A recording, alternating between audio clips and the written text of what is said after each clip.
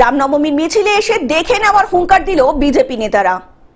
উত্তর 24 পরগনার বসিরহাটের সোনপুকুরে রামনবমী উপলক্ষে মিছিলে যোগ দিতে আসেন রাজ্যের বিজেপির সভাপতি সুকান্ত মজুমদার, বিজেপি নেতা মিঠুন চক্রবর্তী সহ অন্যান্যরা। সভায় উপস্থিত হয়ে সভাপতি সুকান্ত মজুমদার সরাসরি বলেন, আমাদের হাতে ছেড়ে দিন, আমরা 15 মিনিটের মধ্যে ফাঁকা করে দেব বলে হুঙ্কার দেন বিজেপি নেতা।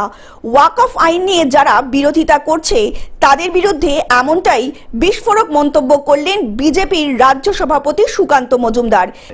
মমতা বন্দ্যোপাধ্যায় তথা প্রশাসন চাইছে অচল হোক, আমাদের হাতে সরকার ছেড়ে দিক, আমরা 15 মিনিটে ভিড় ফাঁকা করে দেবো। জানি তো এদের কিভাবে সাহায্য, এই বাদরদের বাদরামি বাড়ছে, তার কারণ হচ্ছে মমতা বন্দ্যোপাধ্যায় বাদরামি দেখাতে চাইছে। মমতা বন্দ্যোপাধ্যায় প্রচ্ছন্ন মদত আছে এর পেছনে। তিনি আরো বলেন, এর পিছনে মদত দিতেন মুখ্যমন্ত্রী মমতা বন্দ্যোপাধ্যায়।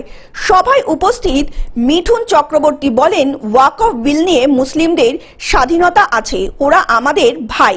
পাশাপাশি তিনি বলেন, চাকরিহারাদের নিয়ে কোনো রাজনৈতিক না করাই ভালো। এ রাজ্যের শিক্ষক সাংবাদিকরা মার খান, আগেও হয়েছে, এখনো চলছে এই অমানবিকতা। অন্যভাবে লোককে বুঝিয়ে কোনো লাভ নেই। This is for the benefit of all Musliman brothers. এটা কি কোনো নতুন জিনিস? এটা কি নতুন এই রাজ্যে দেখলেন যে জার্নালিস্ট মার খাচ্ছে, কথা বলি তুলে নিয়ে গিয়ে ঢুকিয়ে দিচ্ছে, ডাক্তাররা মার খাচ্ছে, ছাত্ররা নাম আছে, এটা দৈনন্দিন ব্যাপার। এই রাজ্যে এটা তো হবে, ওটা হচ্ছে, তাই হচ্ছে। বসিরহাট থেকে শ্যাম বিশ্বাসের রিপোর্ট, গ্লোব নিউজ। এখন থেকে গ্লোব টিভি দেখুন আপনার স্মার্টফোনেও।